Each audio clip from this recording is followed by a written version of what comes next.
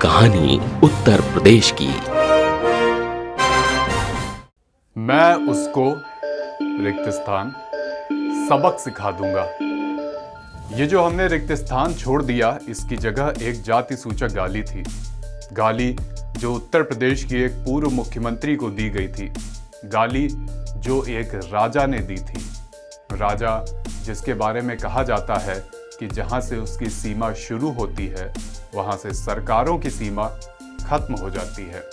राजा जो अपने दरबार में आए लोगों के जर जोरू जमीन तक के झगड़े मिनटों में निपटा देता है, क्योंकि यहाँ उसका फरमान ही कानून है।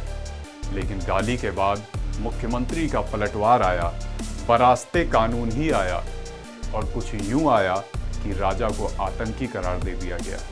इस राजा ने मुख्यमंत्री को गाली क्यों दी, इसका क्या पलटवार हुआ, और क्यों इस किस्से से टकराए बिना आप उत्तर प्रदेश के NH 31 से गुजर नहीं सकते।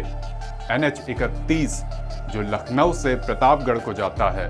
प्रतापगढ़ जहां बसता है कुंडा, और कुंडा जहां से आते हैं रघुराज प्रताप सिंह उर्फ राजा भैया। जिन मुख्यमंत्री के जिक्र के साथ हमने बात शुरू की थी, वो थी मायावती। तो खवातीनो हजरात, ये किस्सा राजा भैया और मायावती की अदावत का है। एक बाहुबली और एक सत्ता सुप्रीमो की अदावत का है। एक ठाकुर और एक दलित की अदावत का है। नमस्कार, आभार। ये NBT ऑनलाइन का मंच है और मेरा नाम है अभिषेक। किस्सा शुरू करते हैं। मेरे साथ चलिए, आपको ले चलता हूं साल 1996 में। यह साल लीप ईयर वाला था। इसी साल श्रीलंका ने पहली बार और इकलौती बार क्रिकेट वर्ल्ड कप जीता था। इसी साल शाहरुख खान की 2 फ्लॉप फिल्में आई थीं, आर्मी और इंग्लिश बाबू देसी मैम। और इसी साल हुए थे उत्तर प्रदेश में विधानसभा चुनाव। नतीजा आया तो बीजेपी 173 सीटों के साथ सबसे बड़ी पार्टी बनकर उभरी। लेकिन किसी का साथ नहीं मिला तो सरकार भी नहीं बनी।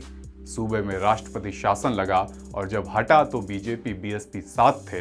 दोनों पार्टियों में वो ऐतिहासिक समझौता हुआ कि 6 महीने आपका CM, 6 महीने हमारा।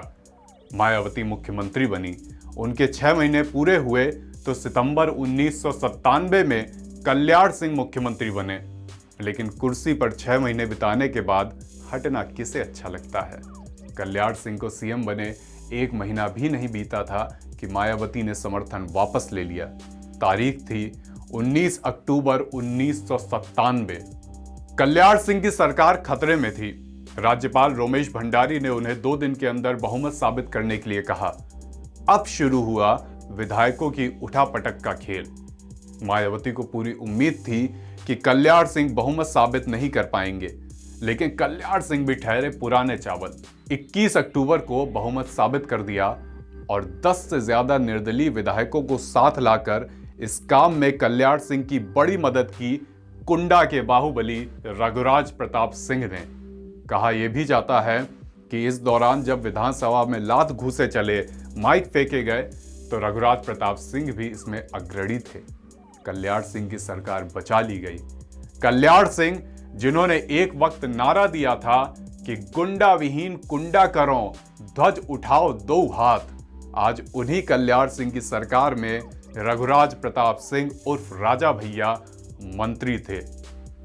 मायावती के दिल में कुर्सी जाने की टीस रह गई, टीस जिसमें एक बड़ी भूमिका राजा भैया की थी।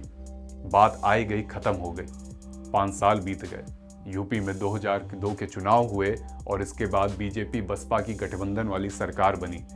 बीजेपी की मौजूदगी के नाते राजा भैया ने कुछ निर्दलीय विधायकों के साथ सरकार को समर्थन दिया। मायावती एक बार फिर मुख्यमंत्री बनी। लेकिन पिछली सरकारों की तरह इस बार ना तो राजा भैया को मंत्री पद मिला, ना ही सरकार में वो रसूख रहा। अपनी किताब Behenji the rise and fall of Mayawati में अजय बोस लिखते हैं कि राजा भैया तमाम विधायकों के साथ राजभवन तक पहुंचे, इस ऐलान के साथ कि वो मायावती की सरकार से समर्थन वापस ले रहे हैं। लेकिन मायावती को दिल्ली से मदद मिल गई। अटल आडवाणी की जोड़ी ने उन्हें संकट से निकाल लिया। जाहिर सी बात है कि मायावती को राजा भैया की यह हरकत पसंद नहीं आई। वहीं मायावती सरकार से खुन्नस खाए राजा भैया ने अपने कुछ लोगों के बीच गुस्से में वो बात कह दी जो लखनऊ तक पहुंची और जिसके चलते उन्हें आगे काफी कुछ झेलना बाकी था। मैं उस रिक्त स्थान उसको सबक सिखा दूंगा, वही बात जहां से हमने अपनी बात शुरू की थी। इसके बाद तो जैसे दोनों में एक दूसरे को पटखनी देने का मौका ढूंढने की होड़ लग गई। राजा भैया ने यह मौका मायावती को पहले दे दिया। बात 2002 की है। बीजेपी के विधायक पूरन सिंह बुंदेला ने पुलिस में शिकायत की कि रघुराज प्रताप सिंह, उनके पिता उदय प्रताप सिंह और भाई अक्षय प्रताप सिंह उन्हें धमकी दे रहे हैं और उनका किडनैप करवाना चाहते हैं। राजा भैया पर पहले भी कई आरोप लगे हुए थे, लेकिन कल्याण सिंह और मुलायम सिंह यादव के मुख्यमंत्री रहते हुए इन बातों पर बात कुछ आगे बढ़ी नहीं थी। लेकिन इस बार मायावती ने लखनऊ से आदेश दे दिया कि राजा भैया सहित सभी आरोपियों को गिरफ्तार किया जाए। उनके पिता और भाई को भी गिरफ्तार किया गया। राजा भैया को आतंकवादी घोषित करते हुए उन पर पोटा लगा दिया गया। पोटा यानी प्रिवेंशन ऑफ टेररिज्म एक्टिविटीज। उनके पिता और भाई को कुछ समय बाद जमानत मिल भी गई, लेकिन राजा भैया की जमानत याचिका कई बार खारिज हुई। मायावती ने सार्वजनिक तौर पर कहा कि राजा भैया की गुंडई को और बर्दाश्त नहीं किया जाएगा। कहा कि कुंडा कोई अलग देश नहीं जहां एक व्यक्ति का शासन चले। एक तरफ कुंडा के राजा के लिए जीवन के सबसे मुश्किल समय में से एक आ चुका था, वहीं मायावती की छवि एक सख्त प्रशासक की बन रही थी। उनके धुर विरोधी भी दबे सुर में उनका लोहा मान रहे थे कि उन्होंने राजा भैया जैसे बाहुबली को सलाखों के पीछे पहुंचा दिया। अजय बोस लिखते हैं कि इस एक एक्शन से मायावती की छवि दलितों के बीच भी जमकर चमकी। दलितों ने इसे इस तरह से देखा कि एक दलित महिला ने ठाकुर दबंग को पटखनी दे दी। लेकिन रघुराज प्रताप सिंह की किस्मत फिर पलटी। 2003 में सरकार बदल गई, मायावती हट गई, कुर्सी पर मुलायम सिंह यादव की वापसी हुई।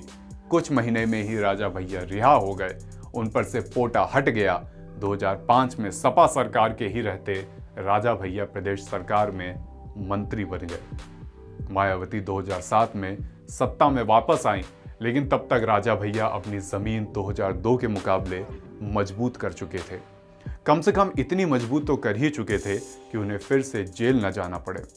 2012 में फिर सपा सरकार आई तो वे फिर मंत्री बने, लेकिन साल भीतर ही डीएसपी जिया उल हक की हत्या वाले मामले में नाम उछलने पर उन्हें इस्तीफा देना पड़ा। फिलहाल बसपा भी अपनी दरकी हुई राजनीतिक जमीन तलाश रही है।